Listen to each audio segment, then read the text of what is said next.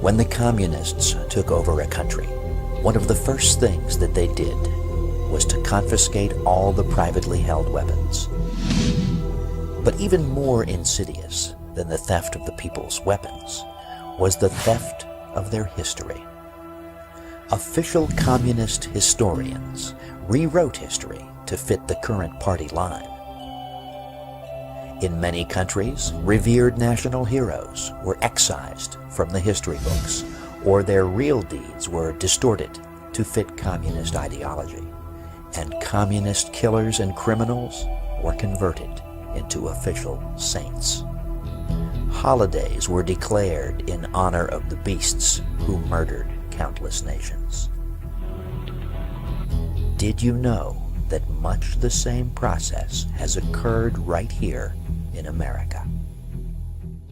Every January, the media go into a kind of almost spastic frenzy of adulation for the so-called Reverend Dr. Martin Luther King Jr. King has even had a national holiday declared in his honor, an honor accorded to no other American. Let's take a look at this modern-day plastic god. Born in 1929, King was the son of a black preacher known at the time only as Daddy King. Daddy King named his son Michael. In 1935, Daddy King had an inspiration to name himself after the Protestant reformer Martin Luther. He declared to his congregation that henceforth they were to refer to him as Martin Luther King, and to his son as Martin Luther King Jr. None of this name-changing was ever legalized in court. Daddy King's son's real name is to this day Michael King.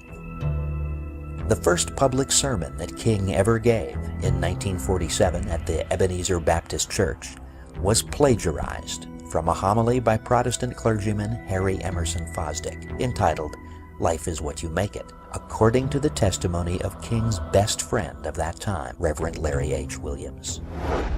The first book that King wrote, Stride Toward Freedom, was plagiarized from numerous sources, all unattributed, according to documentation recently assembled by sympathetic King scholars Keith D. Miller, Ira G. Zepp Jr., and David J. Garrow.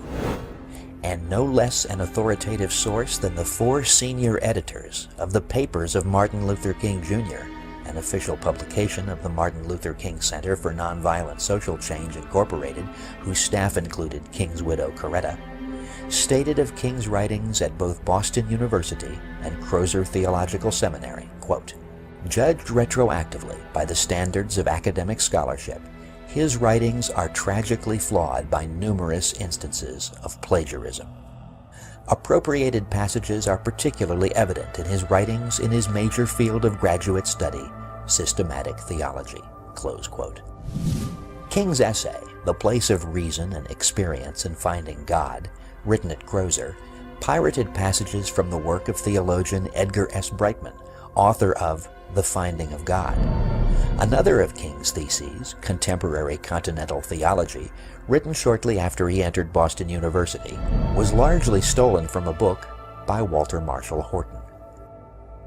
King's doctoral dissertation, A Comparison of the Conceptions of God in the Thinking of Paul Tillich and Harry Nelson Wyman, for which he was awarded a Ph.D. in theology, contains more than 50 complete sentences plagiarized from the Ph.D. dissertation of Dr. Jack Boozer, The Place of Reason in Paul Tillich's Concept of God. According to the Martin Luther King Papers, in King's dissertation, quote, "Only 49% of sentences in the section on Tillich contain 5 or more words that were King's own," close quote.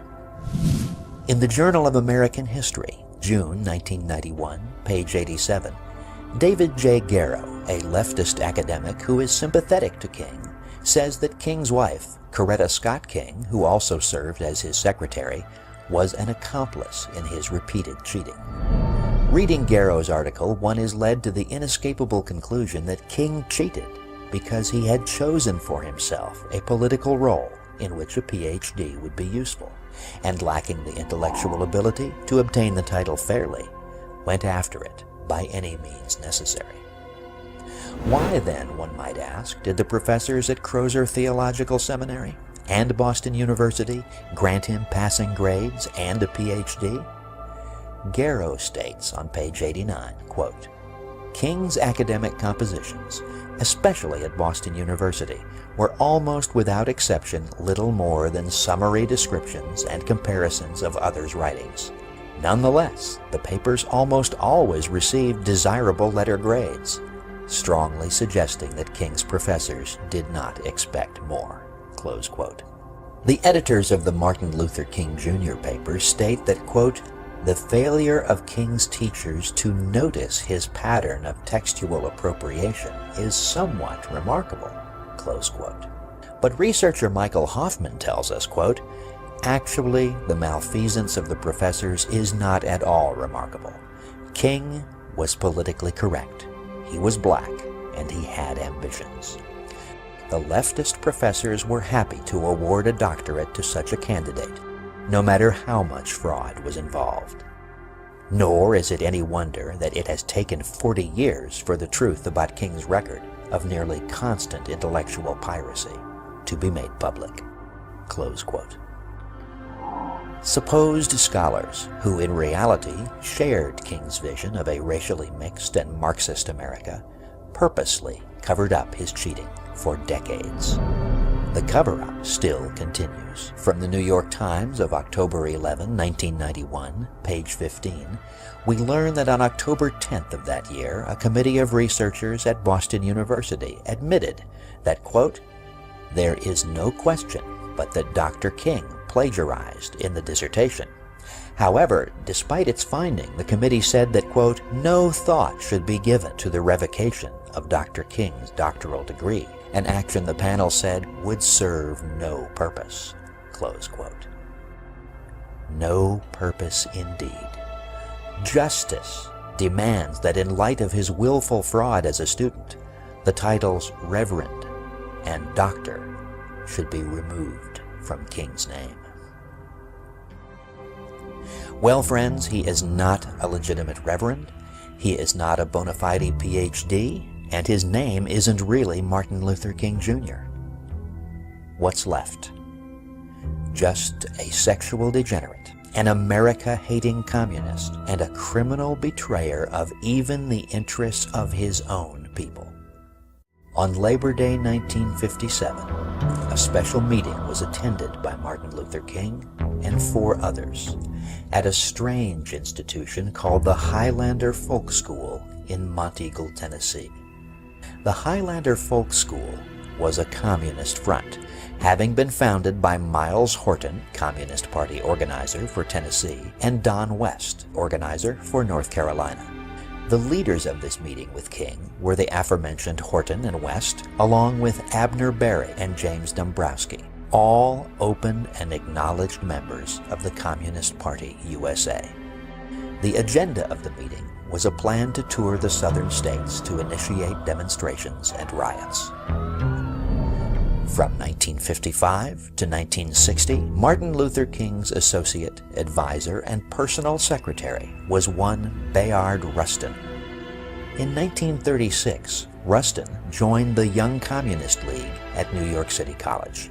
Convicted of draft dodging, he went to prison for 2 years in 1944. On January 23, 1953, the Los Angeles Times reported his conviction and sentencing to jail for 60 days for lewd vagrancy and homosexual perversion. Rustin attended the 16th convention of the Communist Party USA in February 1957. 1 month later, he and King founded the Southern Christian Leadership Conference, or SCLC for short. The president of the SCLC was Dr. Martin Luther King Jr. The vice president of the SCLC was the Reverend Fred Shuttlesworth, who was also the president of an identified communist front known as the Southern Conference Educational Fund, an organization whose field director, a Mr. Carl Braden, was simultaneously a national sponsor of the Fair Play for Cuba Committee, of which you may have heard.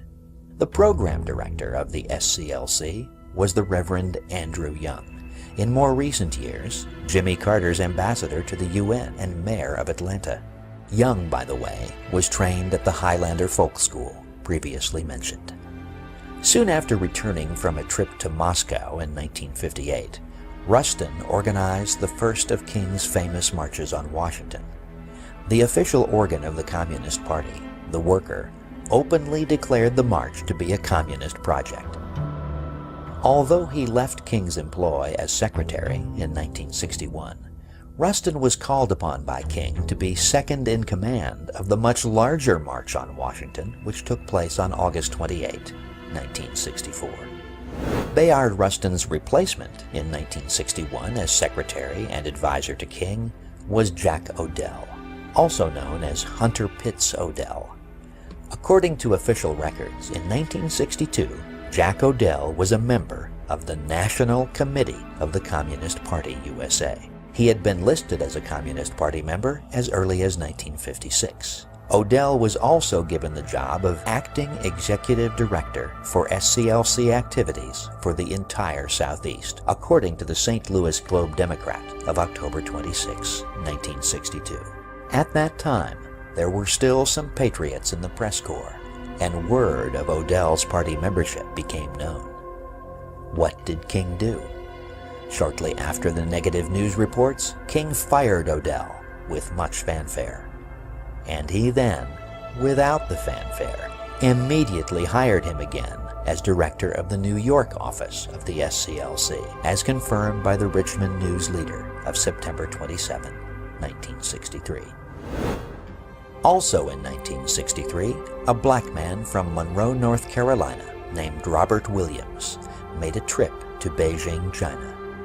Exactly 20 days before King's 1964 March on Washington, Williams successfully urged Mao Zedong to speak out on behalf of King's movement.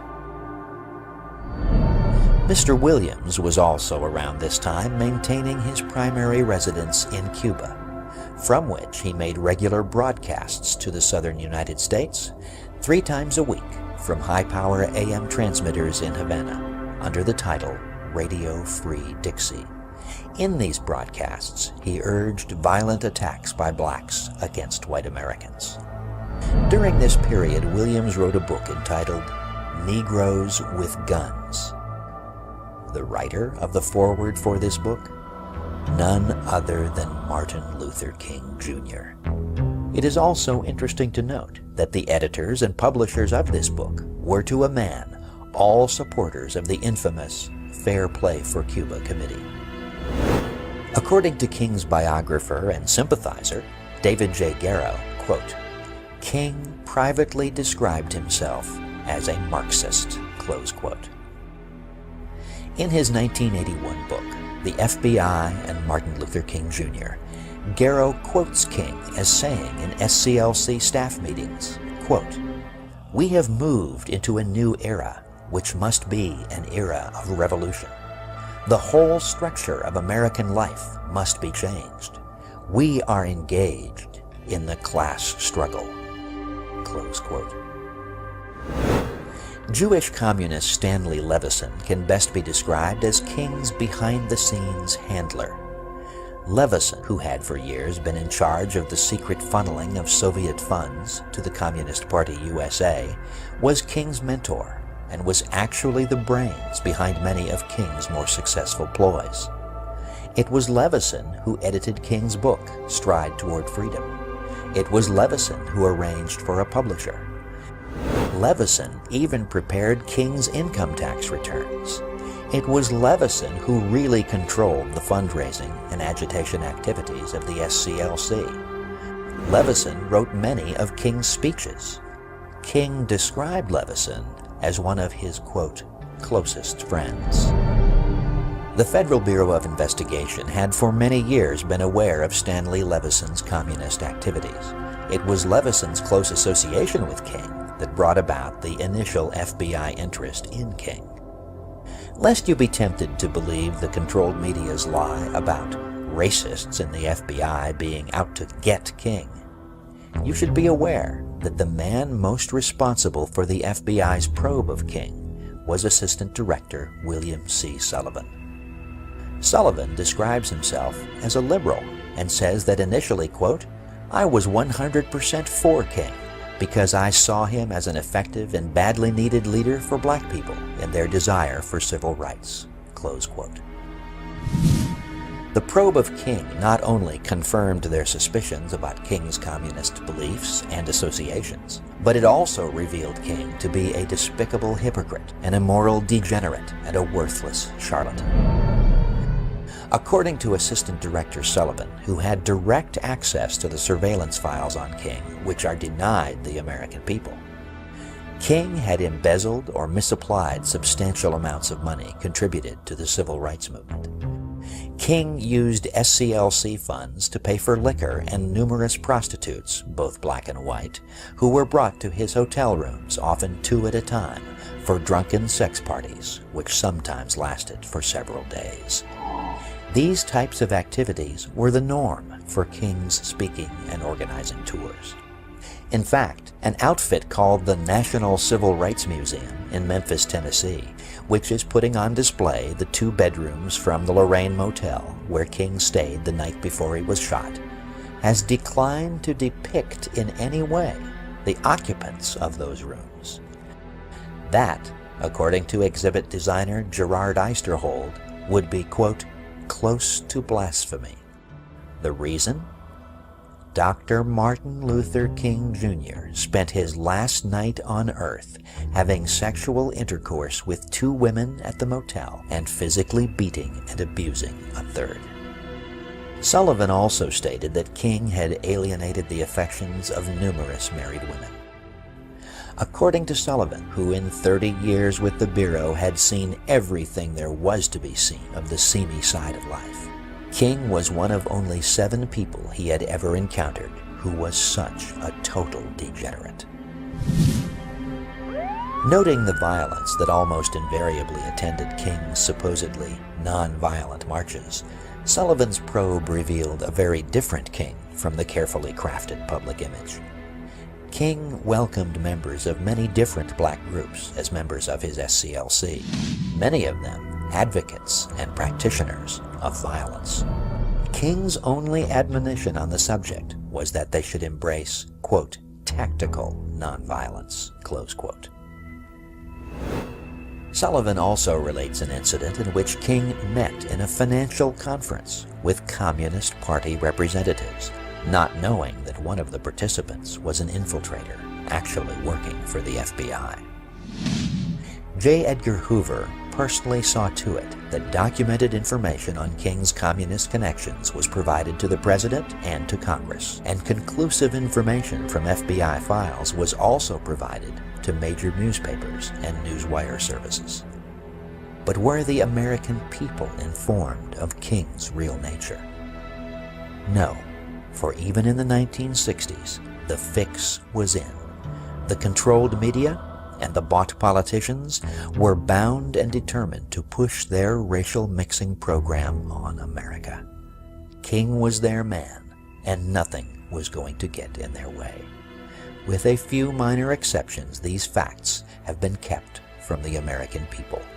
The pro-King propaganda machine grinds on, and it is even reported that a serious proposal has been made to add some of King's writings as a new book in the Bible. Ladies and gentlemen, the purpose of this radio program is far greater than to prove to you the immorality and subversion of this man called King.